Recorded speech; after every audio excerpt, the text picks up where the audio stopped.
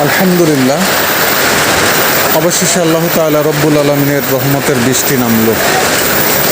আল্লাহর লাখো কোটি শুকরিয়া। আল্লাহ তাআলা রব্বুল আলমিন আমাদেরকে প্রচণ্ড তাপদাহের পরে রহমতের বৃষ্টি দান করেছেন।